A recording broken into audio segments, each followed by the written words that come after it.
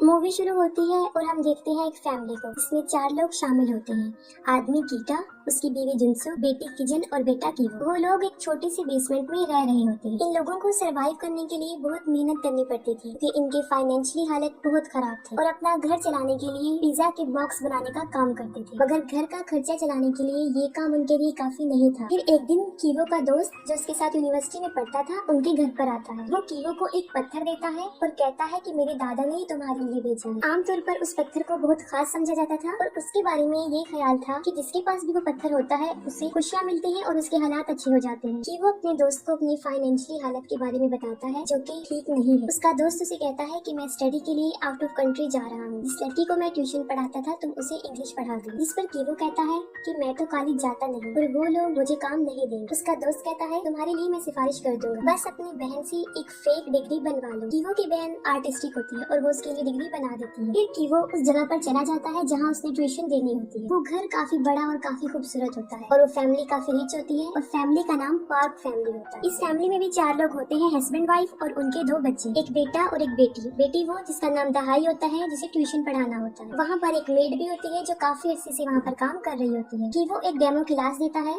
जिसमें दहाई की मदर भी उसके साथ बैठ जाती है। वो कीवो से सेटिस्फाई हो जाते हैं और उसे काम दे देते हैं। फिर कीवो को पता चलता है कि उस लड़की के छोटे भाई दासोम को पेंटिंग का बहुत शौक है। इस मकसद के लिए उन्होंने बहुत सी टीचर्स को हायर किया था, लेकिन कोई भी परमानेंट नहीं रुकी। कीवो सोचता है कि मेरी बहन आर्टिस्टिक है तो मैं उसे इसका पेंटिंग टीचर बना देता हूँ। फिर वो दासोम की मदर से बात करता है कि मेरी एक कजन है जो आर्टिस्टिक है, मैं मशवरा देता हूँ कि आप उसको हायर कर लें। दासोम की मदर ये सुनकर राजी हो जाती है और अगले दिन कीवो अपनी बहन को जेसिका नाम की लड़की बनाकर इंट्रोड्यूस करवाता है। असली नाम इसलिए नहीं बताता ताकि किसी को शक ना हो कि वो दोनों बहन भाई हैं। और किजन जेसिका बनके उस बच्चे की आर्ट टीचर बन जाती है और कहती है कि मैं आर्ट थेरेपिस्ट भी हूँ और अपनी बातों से उन लोगों को इम्प्रेस कर लेती है। अब ये दोनों बहन भाई उन दोनों बहन भाई की टीचर्स बन के काम करने लगते हैं। और जब जेसिका की पहली क्लास होती है तो उस घर के मालिक यानी सॉम के फादर भी वहाँ पर पहुँच जाते हैं और अपने ड्राइवर को कहता है कि वो जेसिका को घर छोड़ाए और वो ऐसा ही करता है। ड्राइवर जेसिका को घर छोड़ने का कहता है क्योंकि काफी देर हो चुकी होती है। जेसिका ड्राइवर को कहती है कि आप मुझे मेट्रो स्टेशन पर ही ड्रॉप कर दीजिएगा और ड्राइवर उसे वही ड्रॉप कर देता है। और जेसिका जब गाड़ी में बैठी होती है तो वो जानबूझकर अपनी पैंटीज गाड़ी में छोड़ देती है। वो ऐसा इसलिए करती है ताकि उनके ऑनर को शक हो जाए कि उनका ड्राइवर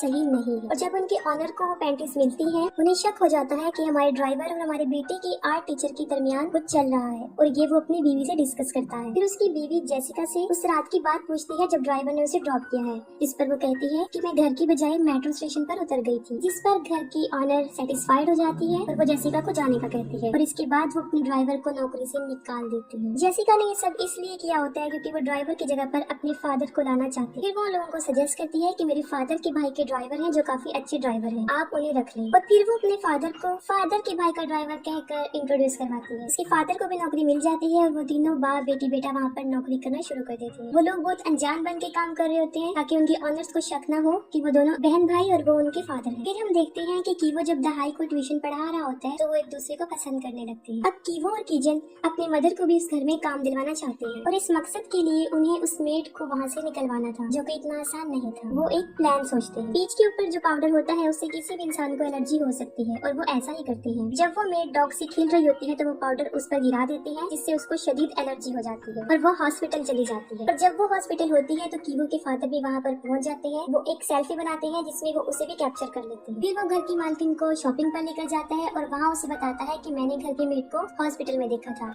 और जब मैं सेल्फी बना रहा था तो वो भी बीच में आ गई और ना चाहते हुए भी मैंने उस लेडी की बातें सुन ली हैं। उसे टीबी है लेकिन उसकी मालकिन उस बात पर यकीन नहीं करती। फिर वो अपनी बेटी किजन को मैसेज ड्रॉप करता है कि हम 3 मिनट तक घर पहुंच रहे हैं। मैसेज देखते ही किजन दोबारा से पीच का वो पाउडर मेड पर डाल देती है और उसे फिर से खांसी होना शुरू हो जाती है। और इस दौरान घर की मालकिन भी वहाँ पहुँच जाती है और वो लेडी एक टिश्यू इस्तेमाल करती है और फिर उसे डस्टबिन में फेंक देती है। फिर उनका ड्राइवर डस्टबिन की तरफ जाता है जहाँ उसने टिश्यू फेंका होता है। टिश्यू पर वो सॉस गिरा देता है और अपनी मालकिन को दिखाता है, जिससे उसे यकीन आ जाता है कि मेरा ड्राइवर ठीक कह रहा था कि उस मेड को टीबी है। फिर वो अपने ड्राइवर को कहती है कि तुम इस बात का जिक्र अपने मालिक से ना करना वरना वो काफी गुस्सा हो जाएंगे। और फिर वो उस औरत को भी नौकरी से निकाल देते हैं और उनका ड्राइवर बड़ी चालाकी से अपनी बीवी को एक कुक के तौर पर इंट्रोड्यूस करवाता है और बिल आखिर उसकी बीवी को भी नौकरी मिल जाती है। और फिर वो चारों लोग एक ही फैमिली में काम कर रहे होते हैं और किसी को शक भी होने नहीं देती कि वो एक ही फैमिली से हैं। बड़ी चालाकी से वो अपने नाम चेंज करके रह रहे थे। उन लोगों के हालात काफी बदल चुके होते हैं। गरीबी से उन लोगों के हालात काफी अच्छी हो जाती है, अच्छा खाने को मिलता है और अच्छी पे ले रहे होते हैं। फिर द सॉम का बर्थडे होता है और पार्क फैमिली उसे सेलिब्रेट करने के लिए एक पिकनिक पर जाने का फैसला करते हैं और वो उसके लिए चले जाते हैं। उनके जाने के बाद ये चारों लोग एक पार्टी सेलिब्रेट कर रहे होते हैं। वो लोग काफी इंजॉय कर रहे होते हैं कि अचानक से डोर की बेल बजती है और दरवाजे पर वही पुरानी मेड खड़ी होती है। वो कहती है कि मेरा कुछ सामान वहाँ पर रह गया है जिसे मैं लेना चाहती हूँ। जुनसुक उसे अंदर आने देती है और फिर वो लेडी बेसमेंट में चली जाती है। काफी टाइम गुजरने के बाद भी वो लेडी वापस नहीं आती, जिस पर जुनसुक वहाँ जाकर देखती है तो वो एक कबर्ड को धकेल रही होती है। वो उससे हिल नहीं रहा होता क्योंकि उसके नीचे प्लेट फंसी होती है। जुनसुक उस प्लेट को निकाल देती है और वो अलमारी अपनी जगह से हट जाती है। उस अलमारी के नीचे दरअसल एक रास्ता होता है, एक खुफिया रास्ता जो नीचे की तरफ जा रहा होता है। वो मेड वहाँ पर चली जाती है और देखती है वहाँ पर एक आदमी है। हकीकत में वो उसका हस्बैंड होता है।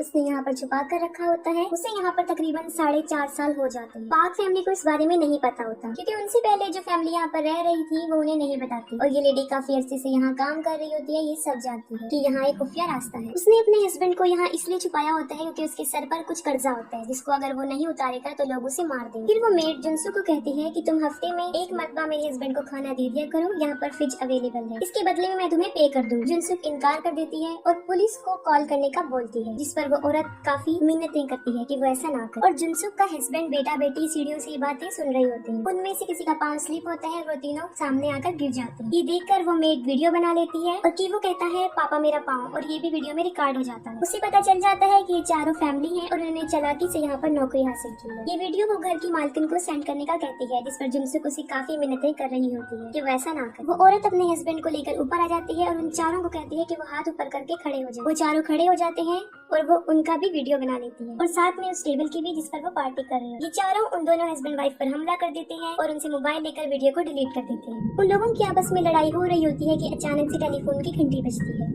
जुनसुक फोन उठाती है और ये घर की मालकिन का फोन होता है। वो कहती है कि तेज बारिश की वजह से ट्रिप कैंसिल हो गई है और हम 8 मिनट तक वापस आ रहे हैं और वो उसे खाना बनाने का बोलती है और 8 मिनट तक उन्हें घर का सारा सामान भी सेट करना था। काल के दौरान वो तीनों उन दोनों हस्बैंड वाइफ का मुंह बंद करके खड़े होते हैं। फिर वो लोग उन हस्बैंड वाइफ को बांध कर दोबारा बेसमेंट में छोड़ आते हैं और उसके बाद सफाई करना शुरू कर देते हैं और ठीक 8 मिनट के बाद वो फैमिली घर पर आ जाती है और वो लोग घर की सफाई भी कर चुके होते हैं। और पार्क फैमिली को जरा भी शक नहीं होता कि उनके आने से पहले यहाँ पर क्या कुछ हो चुका है और वो लोग भी फिर छुप जाते हैं। वो लोग खाना खाते हैं और घर की मालकिन जुनसुक को बताती है कि एक बर्थडे की रात को मेरा बेटा केक खाने के लिए उठा था, तब उसने एक भूत को देखा था, लेकिन वो भूत नहीं होता, वो उस मेड का हस्बैंड होता है और ये लोग समझते हैं कि शायद वो कोई भूत।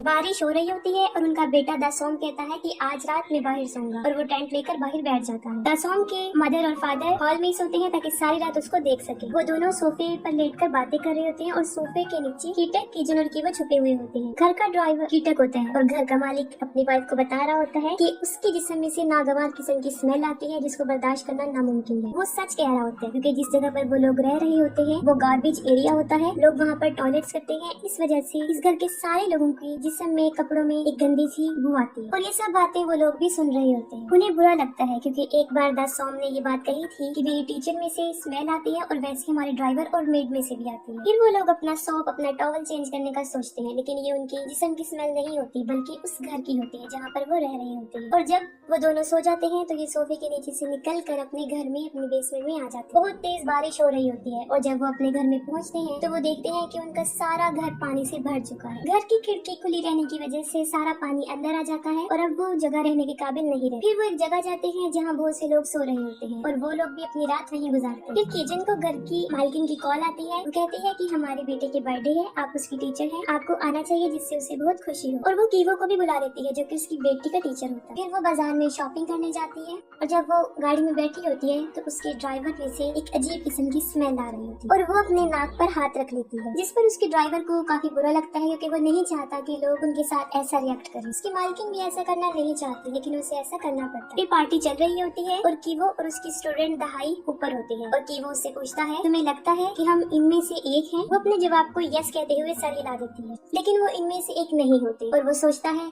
कि बेसमेंट में जो लोग हैं अगर वो ऊपर आ गए तो इनका राज फाश हो जाएगा और फिर उन्हें नौकरी से भी हाथ धोना पड़ेगा। फिर वो कुछ सोचते हुए वही पत्थर जो उसके दोस्त ने दिया था उसे निकालता है। वो उस पत्थर को लेता है और बेसमेंट में चला जाता है जहाँ वो मेड और उसका हस्बैंड होते हैं। हैं। घर की मेड की एक रात पहले ही मौत हो चुकी होती है, क्योंकि जब वो लोग इन्हें नीचे लेकर जा रहे होते हैं तो वो भागकर ऊपर आने की कोशिश करती है, जिस पर जुनसुक उसे टांग मारती है, वो गिर जाती है और मर जाती है। उन चारों को भी इस बारे में पता नहीं होता कि वो नीचे पहुंच जाता है और उसके हाथ में वही पत्थर होता है। किसी तरह पत्थर उसके हाथ से गिर जाता है, लेकिन वो बड़ी चालाकी से चुपके से जाकर उस पत्थर को उठा लेता है। वो उन दोनों को मारने आया था ताकि उनका राज कभी भी उनके सामने ना खुले, क्योंकि वो अपनी फैमिली को बचाने के लिए कुछ भी कर सकता है। और वो आहिस्ता आहिस्ता करके आगे बढ़ता है। उस मेड का हस्बैंड जो अपने आप को खोल चुका होता है, कीवो के गले में रस्सी डालकर उसे घसीटता है और उस रस्सी को एक जगह पर अटका देता है और फिर वो वही पत्थर उठाता है। वो कीवो को पत्थर से मारने लगता है, लेकिन नहीं मारता। वो वहाँ से भाग जाता है, लेकिन बेसमेंट से गिर जाता है और वापस आकर वो उसे काफी जख्मी कर देता है। फिर वो पार्टी वाली जगह पर पहुँच जाता है। फिर उसकी नजर पड़ती है किचन पर, जो केक लेकर दासोम की तरफ जा रही होती है, और वो फौरन उसे पहचान लेता है। वो उस चाकू से किचन के सीने पर वार करता है, जिससे वो काफी जख्मी हो जाती है। किचन के फादर उसके जख्म को दबाते हैं ताकि खून ज्यादा ना बहे, लेकिन उसका जख्म काफी गहरा होता है। जुनसुक ये देखती है कि उसने मेरी बेटी पर हमला किया है और वो उसकी तरफ बढ़ती है और उन दोनों के दरमियान शदीद लड़ाई हो जाती है और इस लड़ाई में जुनसुक उस आदमी को मार देता है। अब घर का ओनर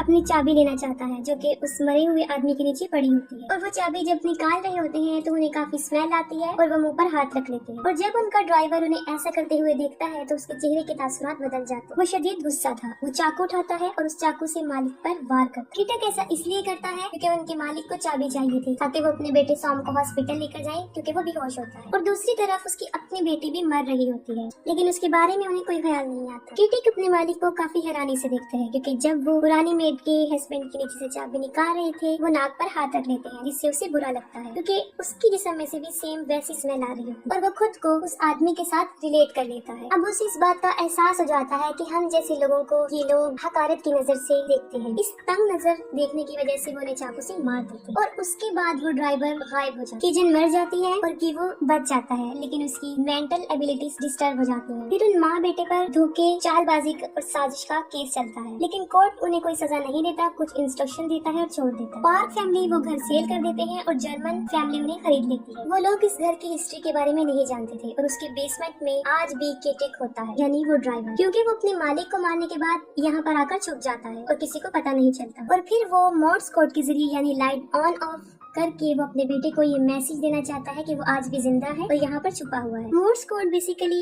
एक सिग्नल समझा जाता है जो दो लोगों को आपस में कम्युनिकेट करता है, जो किसी को मैसेज भेजने की फैसिलिटी रखता है। उस बल्ब के थ्रू वो सिग्नल ऐसे भेजता है, वो उसे डिफरेंट टाइम में ऑन ऑफ करता है और अपने बेटे को सिग्नल सेंड करता है। उसका बेटा कीवो, जो कि दूरबीन से सिग्नल को देखता है, उसके पास एक कोड आता है जिसको वो डिकोड करके मालूम कर लेता है कि उसके फादर आज भी जिंदा है और उसी बेसमेंट में है। और उसे इस बात का पछतावा होता है कि उन्होंने पार्क फैमिली के ऑनर को मार दिया और वो उनकी तस्वीर के सामने जाकर अपोलोजाइज करता है। फिर कीवो कहता है कि एक दिन मैं बहुत पैसे कमाऊंगा और हम वही घर खरीद लेंगे और बेसमेंट में तुम ऊपर आना और हम वहीं पर तुम्हारा इंतजार करेंगे। ऐसा हो जाता है कि वो घर खरीद लेता है और कीटेक उस बेसमेंट से बिला खौफ बाहर आ जाता है, अपनी फैमिली से मिलता है, लेकिन ये सब कुछ उसकी एक सोच होती है, हकीकत में ऐसा कुछ भी नहीं होगी। और यहीं पर मूवी एंड हो जाती है।